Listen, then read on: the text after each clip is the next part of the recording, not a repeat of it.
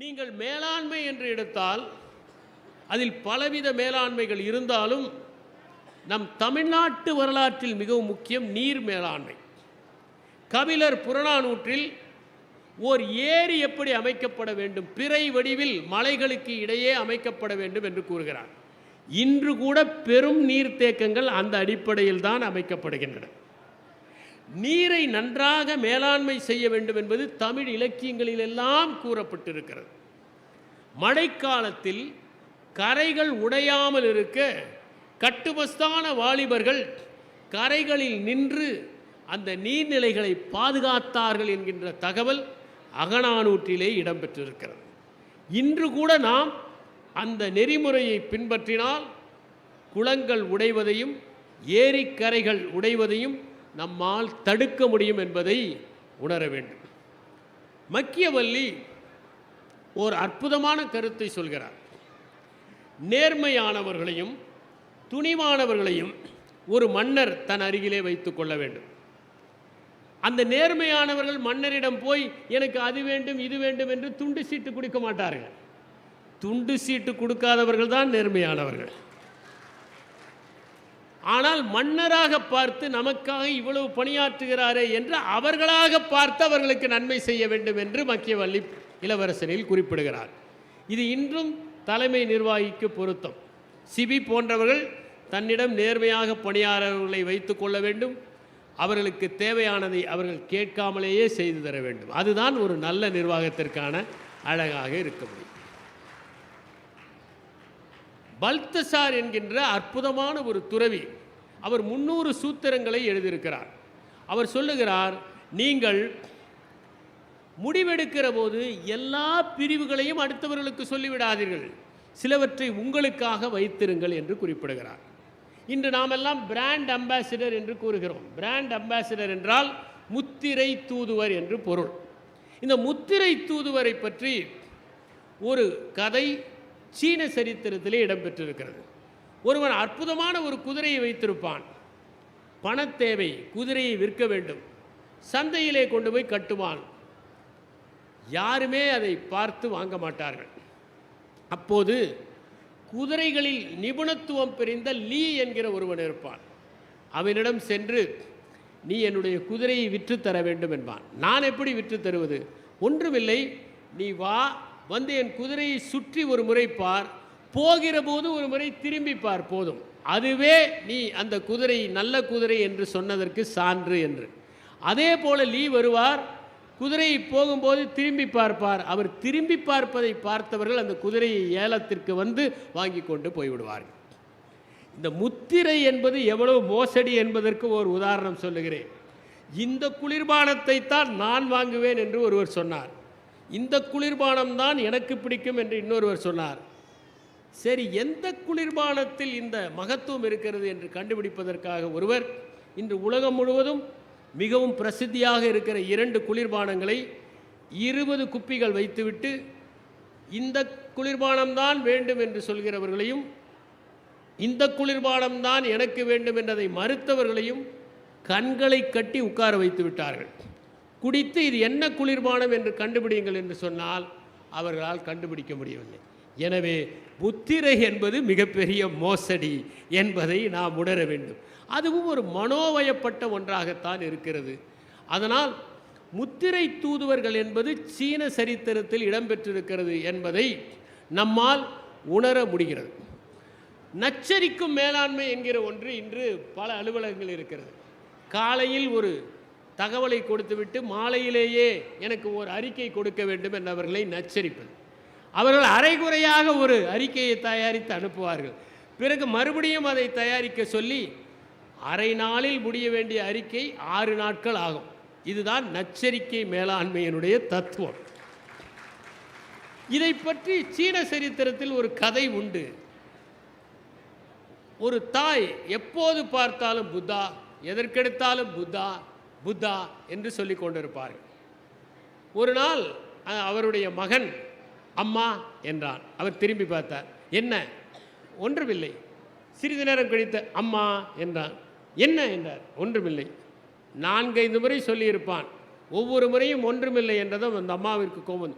ஒன்றுமில்லை என்பதற்காக எதற்காக அம்மா அம்மா என்று என்னை கூப்பிட்டு இம்சிக்கிறாய்? நீ மட்டும் புத்தரை 1000 முறை தினமும் கூப்பிட்டு இம்சிக்கிறாயே, அதற்கு இது பரவாயில்லை என்று பதிலளித்தார். ஷாரு ரங்னேக்கர் என்கிற ஒருவர் இருக்கிறார். அவர் மேலாளர்களை 5 வகையாக பிரிக்கிறார். முதலாவது மேலாளர் வசீர் என்று அழைக்கிறார். முகலாய சாம்ராஜ்யத்தில் சுல்தான்களுக்கு வசீர் இருப்பதைப் போல இவர்கள் முதலாளிக்கு கையாளாக இருப்பார்கள். முதலாளிக்கு இவர்கள் வலது கையாகவும் இருப்பார்கள், சில நேரங்களில் இடது கையாகவும் இருந்து அசிக்கப்படுவார்கள். அப்படிப்பட்டவர்கள் தான் வசீர்கள். இவர்கள் அடுத்தவர்களை முதலாளியை நெருங்க வைக்கவே விடமாட்டார்கள். இவர்கள் சுல்தான்கள் சுகித்திருக்கும் வரை மக்கள் இவர்களை சகித்திருப்பார்கள். ஒரு நாள் சுல்தானுக்கு கோபம் வந்தால் இவர்கள் காலி ஆகிவிடுவார்கள். இவர்கள் வசீர்கள். இரண்டாவதாக ஜகதல பிரதாபன்கள். இவர்கள் எல்லாவற்றிலும் ஈடுபட்டு மகிழ்ச்சி பெருக்கெடுத்து எல்லாவற்றையும் சமாளித்து கொண்டிருப்பார்கள். இவர்கள் கும்மியடித்து கொண்டே இருந்து உச்சத்திற்கு செல்வார்கள். திடீரென எச்சமாக ஆகி கீழே விழுந்து விடுவார்கள். இதுதான் ஜகதல பிரதாபன்கள். மூன்றாவதாக பாலாடை மேலாளர்கள். சிலர் சிறந்த கண்காணிப்பாளர்களாக இருப்பார்கள். அவர்களை நீங்கள் மேலாளர்களாக போட்டால் நொறுங்கி போய்விடுவார்கள். இதற்கு பீட்டர்ஸ் பிரின்சிபல் என்று பெயர். பாலாடை புளிக்கிறவரை மேலே கிளம்பும் என்பதுதான் அந்த பீட்டர்ஸ் பிரின்சிபல் என்பது. அதன்படி பார்த்தால் இவர்கள் தேவையில்லாமல் ஒரு இடத்திற்கு பதவி உயர்வு பெற்று நிர்வாகத்தை காலியாக்கி விடுவார்கள். அடுத்தது காக்டெயில் மேனேஜர்ஸ். காக்டெயில் மேனேஜர்ஸ் என்றால் சகல நேரமும் விருந்துகள் கொடுத்து அடுத்தவர்களின் மதிப்பை பெற்று உயர்ந்த நிலைக்கு வந்து விடுவார்கள். ஐந்தாவதாக தொட்டில் குழந்தைகள். இப்போதுதான் இவர்கள் மேலாண்மையை படித்திருப்பார்கள். படித்ததையெல்லாம் அமல்படுத்த வேண்டும் என்று களத்திலே குதித்து அதையும் இதையும் செய்து இருக்கிற நிர்வாகத்தையும் சீர்கெட்டு விட செய்து விடுவார்கள். இவர்கள் தொட்டில் குழந்தைகள். இப்படி 5 விதமாக ஷாரு ரங்னேக்கர் கூறுகிறார். 6வது மேலாளர் ஒன்றை நம்முடைய இதிகாசங்கள் சொல்லியிருக்கின்றன. அதுதான் மாம்பழ மேலாளர். நாம் படித்திருக்கிறோம், விநாயகருக்கும் முருகருக்கும் யார் முதலில் உலகை சுற்றுவது என்கிற போட்டி. உண்மையில் சுற்றியவர் முருகன், அவருக்கு படம் கிடைக்கவில்லை. அப்பா அம்மாவை சுற்றியவருக்கு படம் கிடைத்து விட்டது. பல இடங்களில் முதலாளியையோ மேலாளரையோ சுற்றுபவருக்குத்தான் பதவி உயர்வு கிடைக்கிறது, உண்மையில் உழைப்பவர்களுக்கு இல்லை என்பதை இந்த கதை தெரிவித்து விடுகிறது.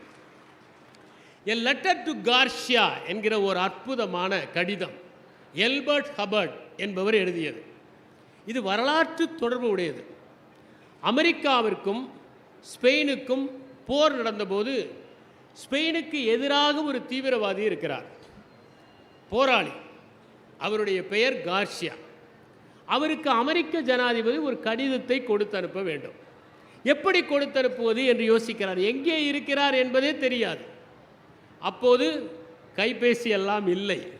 எனவே எப்படி அனுப்புவது என்றவர் மண்டையை பீத்து கொண்டிருக்கிற நேரத்தில் ரோவன் என்கிற ஒருவர் இருக்கிறார். அவரிடம் கொடுத்தால் கொண்டு போய் கொடுத்து விடுவார் என்றார்கள். அமெரிக்க ஜனாதிபதி ரோமனை கூப்பிட்டார். ரோமன் வந்தார், வணக்கம் வைத்தார். ஒரு கடிதத்தை கொடுத்து இதை கார்ஷியாவிடம் சேர்த்து விட வேண்டும். கார்ஷியா யார், எங்கே இருக்கிறார், எப்படி பார்ப்பது, இதற்கு ஏதாவது கண்டிஜென்சியில் பணம் கொடுப்பீர்களா, நான் டிஏ பில் எழுதலாமா என்றெல்லாம் அவர் கேட்கவில்லை. வாங்கினார், அதை ஒரு உரையிலே போட்டு ஒட்டினார், சட்டை பையிலே வைத்து கொண்டார், சல்யூட் அடித்துவிட்டு சென்றார். பிறகு அவர் கார்ஷியாவை பற்றி விசாரித்தார். 7 நாள் படகிலேயே சென்று ஆற்றை கடந்து காட்டின் உள்பக்கத்திலே இருந்த கார்ஷியாவை சந்தித்து கடிதத்தை கொடுத்து விட்டு வந்தார். நான் ஒன்றை கேட்கிறேன், இன்று நம்முடைய அலுவலகத்தில் அந்த ரோவனைப் போல வேலை செய்பவர்கள் எத்தனை பேர்? ஒரு குறிப்பு தயாரிக்க சொன்னால் இந்த குறிப்பு எங்கே இருக்கிறது என்பார்கள். கலைக்களஞ்சியத்தை பாரென்றால் கலைக்களஞ்சியம் எங்கே இருக்கிறது என்று கேட்பார்கள். இன்று ஞாயிற்றுக்கிழமை நூலகமெல்லாம் மூடியிருப்பார்களே, இன்று ரம்லான், அந்த நூலகர் ஒரு இஸ்லாமியர், அவர் வந்திருக்க மாட்டாரே என்று சாக்கு போக்கு சொல்வார்களே ஒழிய உடனடியாக செய்ய மாட்டார்கள்.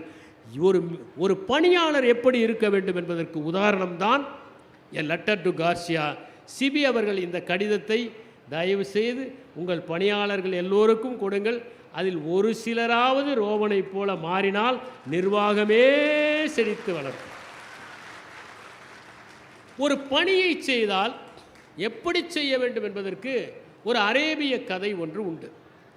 சுஃபி துறவி ஒருவரை ஒரு மன்னர் சென்று சந்திக்கிறார். அரும்பாடுபட்டு சந்திக்கிறார். அந்த சுபி துறவியிடம் எனக்கான வாசகம் என்ன என்று கேட்கிறார். அவர் சொன்னார், ஒரு செயலை செய்ய தொடங்கும் போது அதன் முடிவு எப்படி இருக்கும் என்பதை நீ யோசித்துக்கொள், அவ்வளவுதான். இது போய் பெரிய செய்தியா என்று நினைத்து கொண்டார். இருந்தாலும் அந்த சுஃபி துறவியை பார்த்து விட்டோம் என்று அவர் சாப்பிடுகிற வெள்ளித்தட்டில் அதை எழுதி வைத்தார். இந்த சுல்தானுக்கு விஷம் கொடுக்க வேண்டும் என்று வசீர் ஒருவர் மன்னர் நோய்வாய்ப்பட்டிருக்கிற போது அரசாங்க மருத்துவருக்கு லஞ்சம் கொடுத்து மருந்திலே நஞ்சு சேர்த்து விடு என்று சொன்னார். லஞ்சமும் ஒரு நஞ்சு தான். ஆனால் இந்த நஞ்சு சிலரை பாதிக்கும், அந்த நஞ்சு அனைவரையும் பாதிக்கும். அப்படி அந்த நஞ்சை எப்படியாவது கொடுத்து விடுங்கள் என்று அனுப்புகிறார். அவரும் மருந்திலே நஞ்சை கெடுத்து விட்டார். வந்தார், தட்டை எடுத்து வைத்தார் மன்னர். அதில் இருக்கிற வாசகத்தை படித்த அந்த மருத்துவருக்கு நடுக்கம் ஏற்பட்டு விட்டது. பிடிபட்டால் என்னாவது, ஒருவேளை அரசர் பிழைத்து விட்டால் என்னாவது என்று கை நடுங்கியது. ஏன் கை நடுங்குகிறது, ஏன் வேர்க்கிறது என்று கேட்டார். மருத்துவர் உண்மையை சொல்லிவிட்டார். அதற்கு பிறகு வசீர் பிடிபட்டார் என்பது ஒரு அற்புதமான சீன சரித்திர சுஃபி அரேபிய சரித்திரத்தில் உள்ள ஒரு கதை. நாம் சில புனவியல்களை பார்க்கிறோம். அகிலஸ் என்கின்ற அந்த மன்னனுக்கு, அகிலஸ் என்கிற அந்த வீரனுக்கு குதிகால்களில் தான் பலவீனம் இருந்தது. அவனுடைய தாய் பிறந்ததும் அவனை ஸ்டைக்ஸ் நதியில் மூழ்கி எடுத்தால் எவையெல்லாம் நதியின் வெள்ளத்தில் படுகின்றனவோ அவையெல்லாம் வஜ்ரம் போல இருக்கும், அம்பு துளைக்க முடியாது என்பதுதான் வரம். அசரீரி சொன்னதை கேட்டு தாய் குதிகாலை பிடித்து கொண்டு அந்த நதியிலே முக்கி எடுத்தாள். அதனால் குதிகால் பலவீனமாக இருந்தது. அதைத்தான் நாம் ஆங்கிலத்தில் ஒருவருடைய பலவீனமான பகுதியை கூறுகிற போது அக்கில்லஸ் ஹீல்ஸ் என்று குறிப்பிடுகிறோம். பலவீனம் நமக்கு இருக்கலாம், அந்த பலவீனம் அடுத்தவர்களுக்கு தெரிந்துவிடக்கூடாது. பலவீனம் இல்லாமல் இருப்பது மேன்மை, பலவீனம் தெரியாமல் இருப்பது மேலாண்மை. இதை நாம் புரிந்து கொள்ள வேண்டும். எல்லோருக்கும் சில பலவீனங்கள் உண்டு. காட்டிக்கொள்ளாமல் இருப்பதை நாம் இதிகாசத்தில் இருந்து மட்டுமல்ல, வரலாற்றிலிருந்தும் கற்றுக்கொள்ள வேண்டியவர்களாக இருக்கிறோம். ராஜேந்திர சோழனுக்கு பிறகு கொப்பம் போர் நடக்கிறது. சோமேஸ்வர ஆகவ மல்லனோடு அந்த போர் நடக்கிறது. ராஜேந்திர சோழனுடைய முதலாம் மகன் ராஜாதிராஜன், அவனுடைய தம்பி, இருவரும் கொப்பம் போரிலே ஈடுபடுகிறார்கள்.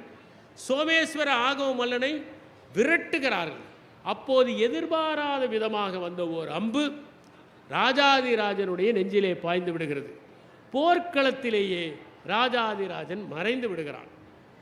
படைகள் எல்லாம் குழப்பமாகின்றன. தலைமை இல்லாவிட்டால் எல்லா படைகளும் நிர்மூலமாகிவிடும். அதனால்தான் போரில் தலைவனை காப்பாற்றுவது மிகவும் முக்கியம் என்பதை வரலாறு நமக்கு உணர்த்துகிறது. இப்ராஹிம் லோடி இறந்த உடனேயே பாபருடைய கை ஓங்கிவிட்டது. மீதி இருப்பவர்கள் பாபரிடம் சரணடைந்து விட்டார்கள். தலைவன் இல்லாத படையும் மேய்ப்பன் இல்லாத ஆட்டு மந்தையும் ஒன்று. அதனால்தான் 48 லாஸ் ஆஃப் பவர் என்கிற ராபர்ட் கிரீனுடைய புத்தகத்தில் strike the shepherd the sheep will scatter என்று ஒரு வாசகம் வருகிறது. அது ஒரு விதமான சட்டம். நீங்கள் மேய்ப்பவனை கவனித்து கொண்டால் மந்தைகள் சிதறி போய்விடும் என்பதுதான் அது.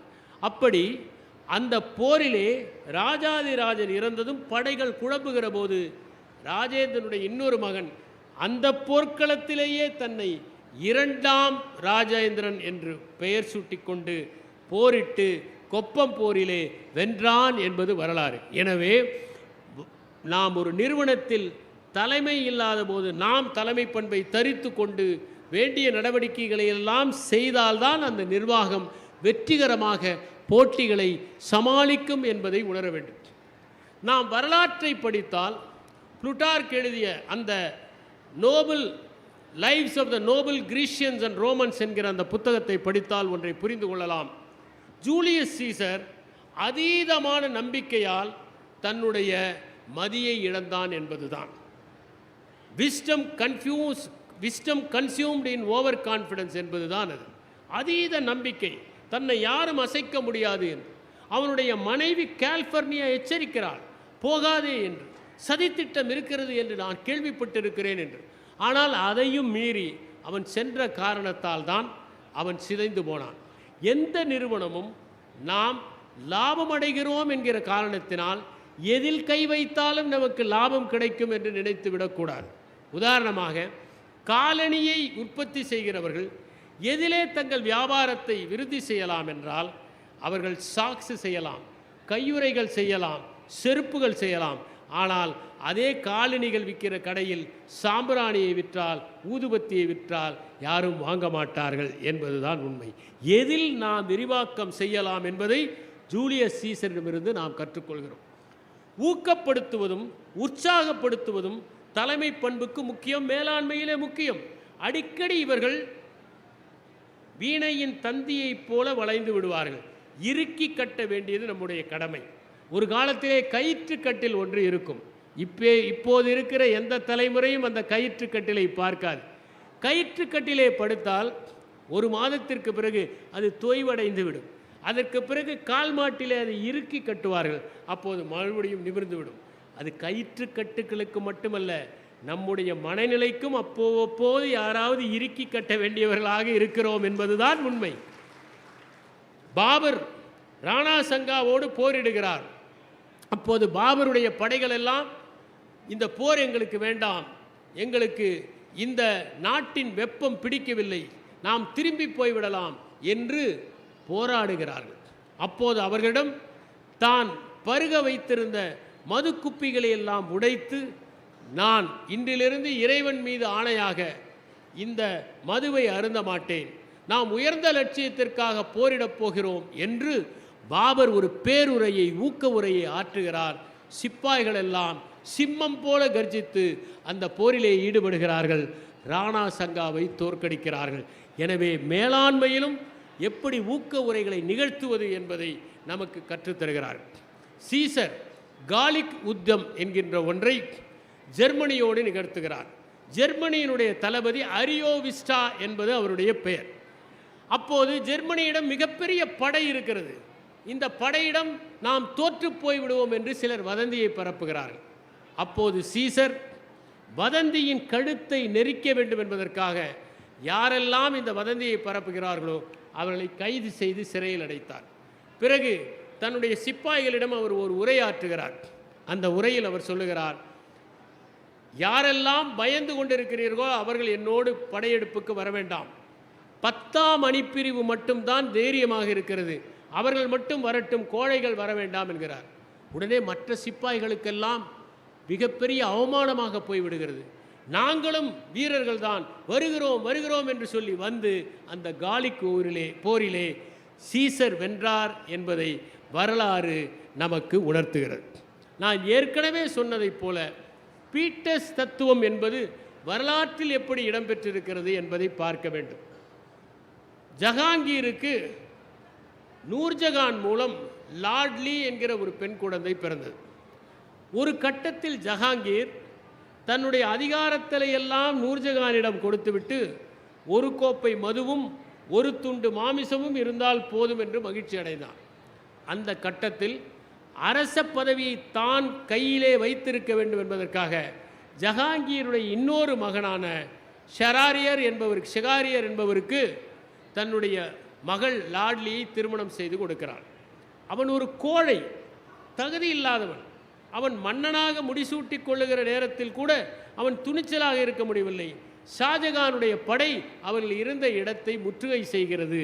அப்போது அவன் அங்கிருந்து ஒரு பெண் வேடத்தில் தப்பிப்பதற்கு முயற்சி செய்கிறான், பிடிபடுகிறான், அவனுடைய கண்கள் தோண்டப்படுகின்றன. எனவே நம் தகுதிக்கு மீறி உயர்வை அடைய வேண்டும் என்று நினைப்பவர்கள் ஒரு கட்டத்திலே புளித்து போய்விடுவார்கள், பார்வை இழந்து விடுவார்கள் என்பதை நாம் பார்க்க முடிகிறது. திருக்குறளில் இளைதாக முள்மரம் கொள்க என்கிற ஒரு குறளை நாம் படித்திருப்போம். ஹென்றி டாண்டே என்கிற ஒரு சிப்பாய், அவன் பிரிட்டன் நாட்டை சேர்ந்தவர். மார்க்கோயிங் என்கிற பிரெஞ்சு யுத்தத்தில் 1918ஆம் ஆண்டு ஏப்ரல் 28ஆம் நாள் அவர் பதுங்கு குழிகளில் போரிடுகிற போது குற்றுயிரும் குலையுயிருமாக ஒரு கார்பரலை பார்க்கிறார். அவன் ஜெர்மன் நாட்டை சார்ந்தவன். அவனை கொன்று விடலாமா என்று தோன்றுகிறது. பாவம், பரிதாபமாக இருக்கிறான், இவனை கொல்ல வேண்டாம் என்று விட்டு விடுகிறார். பிறகு அவர் 1940ஆம் ஆண்டு ஒரு ஆட்டோமொபைல் நிறுவனத்தில் பாதுகாவலர் அலுவலராக பணியாற்றுகிற போது வருத்தப்பட்டார், அந்த கார்பரலை கொல்லாமல் விட்டோமே என்று. ஏனென்றால் அந்த கார்பரல் தான் ஹிட்லராக 1940இல் நாசி படையில் குண்டுகளை எல்லாம் போட்டு கொண்டிருந்தவர். அப்போதே நாம் முடித்திருக்கலாமே என்று இளைதாக முள்மரம் கொள்கை என்பது எதிரிகளாக இருப்பவர்கள் மட்டுமல்ல, போட்டியாளர்களை கூட நாம் முளையிலே நசிக்காவிட்டால் அவர்கள் பிரம்மாண்டமான வடிவத்தை எடுத்து நமக்கு ஆபத்தை விளைவிப்பார்கள் என்பதை தெரிவிக்கிறது. ஒரு தலைமை பண்பு உள்ளவன் எப்படி நடந்து கொள்ள வேண்டும் என்பதற்கு அலெக்சாண்டருடைய வாழ்க்கையிலே நடந்த ஒரு சம்பவம். ஒரு பாலைவனத்திலே மாசிடோனியா படை சென்று கொண்டிருக்கிறது. தண்ணீர் பற்றாக்குறை, எல்லா சிப்பாய்களுக்கும் தாகம், அலெக்சாண்டருக்கும் தாகம். அங்கே ஒரு பெண் வருகிறாள், ஒரு பானையிலே தண்ணீர் கொண்டு வருகிறாள். சிப்பாய்கள் அந்த பானையை மடக்கி பிடித்து ஒரு கோப்பை தண்ணீரை கொண்டு வந்து அலெக்சாண்டரிடம் கொடுக்கிறார்கள். அலெக்சாண்டரை குடிப்பதற்காக வாய்வரை கொண்டு சென்றவர் மற்றவர்களுக்கெல்லாம் தண்ணீர் இருக்கிறதா என்று கேட்கிறார். இல்லை, உங்களுக்கு மட்டும்தான் இருக்கிறது என்று சொல்கிறார்கள். அந்த தண்ணீரை கீழே ஊற்றி விடுகிறார். சிப்பாய்களுக்கு இல்லாத தண்ணீர் எனக்கு மட்டும் வேண்டாம் என்று. இதுதான் தலைமை பண்புக்கான மிகச்சிறந்த எடுத்துக்காட்டு என்பதை நாம் பார்க்க வேண்டும். பகல் வெல்லும் கூகையை காக்கை இகழ்வெல்லும் வேந்தற்கு வேண்டும் பொழுது என்கிறார் திருவள்ளுவர். பகல் நேரத்தில் பலம் வாய்ந்த கூகை, சில நேரங்களில் அது மயிலை கூட இரவு நேரத்தில் அடித்து விடும் என்று தியோடர் பாஸ்கரன் எழுதுகிறார். பகல் நேரத்தில் அவ்வளவு பலமான அந்த கூகையை கூட வெகு எளிதில் காக்கை அடித்துவிடும். ஏனென்றால் அங்கே நேரம் மிகவும் முக்கியம் என்று. இதைத்தான் நான் ஏற்கனவே சொன்னதைப் போல குளிர்காலத்திலே படையெடுத்து சென்ற காரணத்தால், குளிர் பிரதேசமான ரஷ்யாவிற்கு படையெடுத்து சென்ற காரணத்தினால் மிகப்பெரிய தோல்வியை ஹிட்லரும் சந்தித்தார், நெப்போலியனும் சந்தித்தார் என்பதை நாம் படித்து தெரிந்து கொள்ள முடிகிறது. நம்மிடம் இருக்கிற மூலாதாரங்களை எல்லாம் நாம் நன்றாக பயன்படுத்த வேண்டும். மங்கோலியர்களை பற்றி நீங்கள் படித்திருப்பீர்கள். ஒரு காலத்தில் உலகம் முழுவதுமே அவர்கள் குளம்பொலி ஓசையால் அலறி தவித்ததை நாம் பார்க்க முடிகிறது. சின்ன குழந்தைகளுக்கு அட்டிலா ஹன் வருகிறான் என்று சொல்லி சோறு ஊட்டிய தாய்மார்கள் உண்டு, செங்கிஸ்கான் வருகிறான் என்று சோறு ஊட்டிய தாய்மார்கள் உண்டு. அந்த அளவிற்கு அவர்கள் நடுக்கத்தை ஏற்படுத்தியவர்கள். அவர்கள் 3-4 குதிரைகளை வைத்திருப்பார்கள். ஒரு குதிரை களைப்படைந்தால் அடுத்த குதிரையின் மீது தாவி அவர்கள் சவாரியை மேற்கொள்வார்கள்.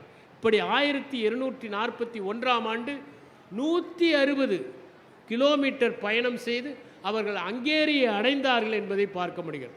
நம்மிடம் நிறைய மூலாதாரங்கள் இருக்கலாம், அவற்றை முறையாக நாம் பயன்படுத்துகிறோமா என்பது முக்கியம். அர்த்த சாஸ்திரத்திலே ஒரு கருத்து தெரிவிக்கப்பட்டிருக்கிறது. நீங்கள் உங்கள் படையை கண்காணிப்பதற்காக ரோந்து பணிக்காக செல்கிறீர்கள் என்றால், கார்ட் ஆஃப் ஆனர் என்று சொல்லுகிறார்களே, அதை பெறுவதற்காக சென்றால் கவசம் அணிந்திருக்க வேண்டும். யானை மீதோ குதிரையின் மீதோ அமர்ந்துதான் செல்ல வேண்டும். 2 பக்கமும் உங்கள் பாதுகாவலர்கள் வர வேண்டும். அப்போதுதான் நீங்கள் பாதுகாப்பாக இருக்க முடியும் என்று அர்த்த சாஸ்திரம் சொல்லுகிறது. ஆனால் மௌரிய வம்சத்தை சார்ந்த பிரகத்ரதா என்பவன் இதை கடைபிடிக்காமல் அவன் மட்டும் தனியாக போகிறான். அவனை புஷ்யமித்ர சுங்கா என்பவன் வெட்டி கொன்றுவிட்டு மௌரிய சாம்ராஜ்யத்தை முடிவுக்கு கொண்டு வந்து சுங்கா சாம்ராஜ்யத்தை ஆரம்பிக்கின்றான். அப்படித்தான் மௌரிய சாம்ராஜ்யம் வீழ்ந்தது. எனவே நீங்கள் பேச்சுவார்த்தை நடத்துகிற போதோ அல்லது சமாதானம் பேசுகிற போதோ தனியாக சென்று மாட்டிவிடக்கூடாது. உங்களோடு தேவையான பாதுகாப்பு இருக்க வேண்டும், தேவையான பணியாளர்கள் இருக்க வேண்டும், உங்கள் பக்கமும் பலமாக இருக்க வேண்டும். இல்லை என்றால் நீங்கள் உங்களுடைய நிலையை இழந்து விடுவீர்கள். ஷாஜகானுக்கு 4 மகன்கள். முதலாவது மகன் தாரா ஷிக்கோ, மிகப்பெரிய அறிவாளி, மிகப்பெரிய படிப்பாளி. அடுத்ததாக ஷூஜா, மூன்றாவதாக அவுரங்கசீப், நான்காவதாக மூரத் பக்ஷ் என்கிற 4 பேர். இதிலே தாரா ஷிக்கோ மிகுந்த கனிவு கொண்டவன். ஷாஜகான் மாலிக் ஜீவன் என்பவனுக்கு மரண தண்டனை விதிக்கிற போது நீதிமன்றத்தில் சென்று ஆப்கானுடைய ஆளுநராக இருந்த அந்த மாலிக் ஜீவனை விடுவிக்கிவிட வேண்டும் என்று தாரா ஷிக்கோ அப்பாவை மன்றாடி கேட்கிறான். ஷாஜகான் சொல்கிறான், இவன் ஆபத்தானவன், இவனுக்கு மரண தண்டனை தான் சரி என்று. ஆனால் ஈரமான இதயம் இருந்த காரணத்தால் அவனுக்கு மன்னிப்பை கேட்கிறான். மாலிக் ஜீவன் விடுபடுகிறான். அவுரங்கசீபுக்கும் தாரா ஷிகாவிற்கும் நடந்த சண்டையின் போது தோல்வியுற்ற தாரா ஷிகோ ஆப்கானுக்கு செல்கிறான். நாம் தான் ஒருவனை காப்பாற்றினோமே, அவன் விசுவாசமாக இருப்பான் என்று நினைத்து மாலிக் ஜீவனிடம் சென்று அடைக்கலம் கேட்கிறான். மாலிக் ஜீவன் அடைக்கலம் தருகிறான். அடுத்த நாளே தாரா ஷிகாவை அவுரங்கசீபின் ஆட்களிடம் ஒப்படைத்து விடுகிறான். எனவே சில நேரங்களில் நாம் மனதை கல்லாக்கி கொண்டு நிறுவனத்திற்கு ஆபத்தானவர்களுக்கு தேவையான தண்டனையை அளிக்கத்தான் வேண்டும் என்பதை உணர வேண்டும் என்பதுதான் அந்த சம்பவம் நமக்கு தெரிவிக்கின்றது. ஹிட்லரை பொறுத்தவரை அவன் எப்போதுமே ஒரு கொள்கை வைத்திருப்பான். சின்ன பொய்யை மக்கள் நம்ப மாட்டார்கள், பெரிய பொய்யை நம்பிவிடுவார்கள். இதைத்தான் அவன் முழுக்க முழுக்க செய்தான். அதை செய்வதற்குத்தான் கோயபெல்ஸ் என்கிற ஒருவன், ஒரு உதாரணம் சொல்கிறேன். யூதர்களுக்காக ஜியான் வங்கி என்கிற ஒன்று செயல்பட்டு கொண்டிருந்தது. கோயபெல்ஸ் ஒரு பெரிய விளம்பரம் ஒன்றை, ஒரு பெரிய தவறான பிரச்சாரம் ஒன்றை செய்தான். ஜியான் வங்கி திவாலாகிவிட்டது என்று. வங்கி திவாலாகிவிட்டது என்றவுடன் அதில் முதலீடு செய்தவர்களெல்லாம் ஓடிப்போய் எங்கள் பணத்தை கொடுங்கள், எங்கள் பணத்தை கொடுங்கள் என்று கேட்டார்கள். அவ்வளவு பேருக்கு எப்படி பணம் தர முடியும்? எனவே உண்மையிலேயே வங்கி திவாலாகிவிட்டது. இது பெரிய பொய்யை மக்கள் நம்புவார்கள். எனவே நாமும் கூட பெரிய பொய்யை நம்பிவிடக்கூடாது என்பதை மேலாண்மை நமக்கு உணர்த்துகிற ஒரு பாடமாக கருத வேண்டும்.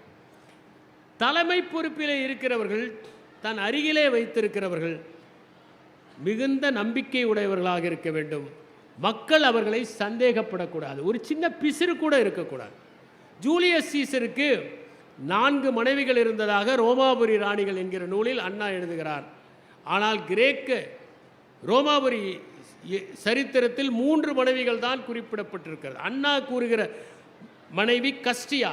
ஆனால் கஸ்டியாவோடு வாழ்ந்தாரா என்பது தெரியவில்லை, திருமணம் செய்து கொண்டாரா என்பது தெரியவில்லை என்று கூறுகிறார்கள். கஸ்டியா, கர்னியா, பாம்பியா, காலிஃபோர்னியா என்கிற 4 பேர். இதிலே அந்த பாம்பியா என்கிறவரை பிடிக்காமல் அவர் திருமணம் செய்து கொண்டார். ரோமாபுரியிலே ஒரு பண்டிகை ஒன்று நடக்கும். அன்று அந்தப்புறத்திற்கு பெண்கள் மட்டும்தான் போகலாம், ஆண்கள் போக முடியாது. கிளாடியஸ் என்கிற ஒரு இளைஞன் பெண் வேஷத்தோடு உள்ளே நுழைந்து விடுகிறான். அவன் மாட்டிக்கொள்கிறான். இது தெரிந்ததும் சீசரின் மனைவி சந்தேகத்திற்கு அப்பாற்பட்டு இருக்க வேண்டும் என்று சொல்லி அவளை விவாகரத்து செய்கிறார். இது உண்மையிலேயே சந்தேகத்திற்கு அப்பாற்பட்டதற்காக அல்ல, பாம்பியாவை பிடிக்காமல் செய்து கொண்ட ஒரு சமரசமான முடிவு என்று நூலாசிரியர்கள் தெரிவிக்கிறார்கள். ஆனால் ஒன்றை நாம் தெரிந்து கொள்ள வேண்டும். ஒரு பழரச கடை ஒருவன் வைத்திருந்தான். மிகச் சிறப்பாக பழரசம் போடுவான். ஆனால் அவன் கடைக்கு யாருமே வரமாட்டார்கள். ஒரு நாள் அவன் நண்பரிடம் கேட்டான், இந்த நகரத்திலேயே சிறந்த பழரசம் நான் தான் தயாரிக்கிறேன், ஆனால் என்னிடம் ஏன் வரமாட்டேன் என்கிறார்கள். வேறொன்றும் இல்லை, நீங்கள் தயாரிக்கின்ற இந்த பழரசம் நன்றாகத்தான் இருக்கிறது, ஆனால் நீங்கள் வளர்க்கிறீர்களே நாய், அது வருகிறவர்களெல்லாம் கடிப்பதற்காக ஓடுகிறது, யார் வருவார்கள் என்று சொன்னார். அதை போல நம் அருகிலே இருப்பவர்களும் மென்மையானவர்களாகவும் இதமானவர்களாகவும் இருக்க வேண்டும் என்பதை நாம் சீசரிடமிருந்து கற்றுக்கொள்கிறோம். ஒரே ஒரு இடைக்கோடு இருந்தால் போதும், அதிலேயே பிரச்சனை வருமா? தகவல் பரிமாற்றம் எவ்வளவு முக்கியம் என்பதை 1962ஆம் ஆண்டு ஜூன் 22 அன்று மெரைனர் என்கிற விண்கலத்தை நாசாவிலிருந்து அனுப்பினார்கள். ஆனால் அது தோல்வியடைந்தது. காரணம், இந்த கணினி வாய்ப்பாட்டை அவசரமாக எழுதிய போது இடைக்கோடு ஐஃபன் ஒன்று தவறவிட்டு விட்டார்கள். அதனால் அவ்வளவு கோடி ரூபாய் செலவு செய்த அந்த விண்கலம் கீழே விழுந்து விட்டது. எனவே தகவல் பரிமாற்றத்தில் நாம் எச்சரிக்கையாக இருக்க வேண்டும். டிப்பிங் பாயிண்ட் என்கிற ஒரு அற்புதமான புத்தகத்தை மால்கம் கிளாட்வெல் எழுதியிருக்கிறார். 1775ஆம் ஆண்டு ஏப்ரல் 18ஆம் தேதி அன்று ஒரு இராணுவ தளபதி இன்னொருவரிடம் பேசிக்கொண்டிருக்கிறான். இது அமெரிக்காவிலே நடந்தது. நாளைக்கு இந்த மக்கள் நரகத்தை சந்திக்கப் போகிறார்கள் என்று. இதை லாயத்திலே இருந்த ஒரு சிறுவன் கேட்டுவிட்டான். அவன் உடனடியாக வெள்ளி வியாபாரம் செய்து கொண்டிருந்த பால் ரெவரி என்பவரிடம் சென்று இந்த விஷயத்தை சொல்கிறான். உடனே அவர் குதிரைகளின் மூலம் நாளை மிகப்பெரிய கலவரம் நடக்கப் போகிறது, இங்கிலாந்து இராணுவம் நம் மீது படையெடுத்து வரப்போகிறது, நமக்கு கடுமையான தண்டனைகள் தரப்போகிறார்கள், இரத்த சேதம் ஏற்பட போகிறது என்று செய்தியை பரப்பினார். அப்படி பரப்பியதன் காரணமாக எல்லோரும் ஆயுதங்களோடு தயாராக இருந்து இங்கிலாந்து இராணுவத்தை எதிர்த்தார்கள். அதுதான் அமெரிக்காவிலே நடந்த புரட்சிக்கு வித்தாக நடந்தது. தகவலை சொல்லுகிற போது கூட அடுத்த நிலையில் யாரிடம் சொன்னால் அது வேகமாக பரவும் என்பதை ஆட்சியாளர்களும் தெரிந்து வைத்திருக்க வேண்டும், மேலாளர்களும் தெரிந்து வைத்திருக்க வேண்டும். சீன சரித்திரத்தில் ஒரு அழகான பழமொழி இடம்பெற்றிருக்கிறது.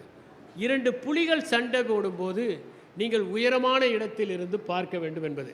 இது சீன சரித்திரத்தில் இருப்பதை போகிற போக்கில் நம் திருவள்ளுவர் சொல்லிவிட்டார். யானை போர் குன்றேறி கண்டற்றால் என்று அவர் குறிப்பிடுகிறார். குன்றேறி யானை போர் கண்டற்றால் என்பது திருக்குறளில் வருகிறது. 2 பலமான எதிரிகள் மோதிக்கொள்ளுகிற போது நாம் அதில் தலையிடக்கூடாது. அவர்களில் யார் இறந்தாலும் நமக்கு நல்லது. 2 போட்டி நிறுவனங்கள் மோதிக்கொள்ளுகிற போது ஒதுங்கி நின்று 2ம் பலவீனமாகிவிடும் என்பதை அறிகிறவன் தான் மேலாண்மையிலே வெற்றி பெற முடியும். சோழர்கள் ஆபத்துதவிகள் என்கிற ஒருவர்களை வைத்திருந்தார்கள். அந்த ஆபத்துதவிகள் தான் அவர்கள் சாப்பிடுகிற உணவை கூட பதப்பார்த்து அது விஷமா இல்லையா என்று தெரிந்து கொண்டு மன்னர் அருந்துவதற்கு ஏற்பாடுகள் செய்வார்கள்.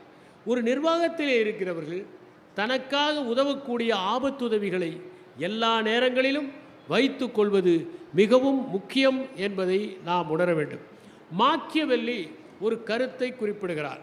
நீங்கள் யாரோடாவது சமரசம் பேச வேண்டும் என்று நினைத்தால் அந்த சமரசம் பேசுகிற போது தொடர்ந்து உங்களுடைய போரை முன்னகர்த்தி செல்லுங்கள். போரை நிறுத்திவிட்டு சமரசம் செய்யாதீர்கள். அதே போல போட்டியை நிறுத்திவிட்டு சமரசம் செய்யாதீர்கள், போட்டியை தொடர்ந்து செய்யுங்கள் என்று சொல்லுகிறார். சிலப்பதிகாரத்திலே வஞ்சிக்காண்டத்திலே கனக விசயரோடு போரிட்டு வெற்றி பெற்ற வீரர்களுக்கும் உயிரை இழந்தவர்களுக்கும் சேரன் செங்குட்டவன் பொற்பூக்கள் வாகை பொற்பூக்களை அளித்ததாக சிலப்பதிகாரம் குறிப்பிடுகிறது. அந்த காலத்திலேயே இப்படிப்பட்ட நடைமுறை இருந்தது. வீரர்களையும் இறந்தவர்களையும் கௌரவிக்கின்ற நடைமுறை. அதைத்தான் இன்று நாம் பரம்வீர் சக்கரா, வீர் சக்கரா என்று அழைத்து வருகிறோம் என்பதை மேலாண்மையிலிருந்து நாம் எப்படி பெற்றோம் என்பதை புரிந்து கொள்ள முடிகிறது.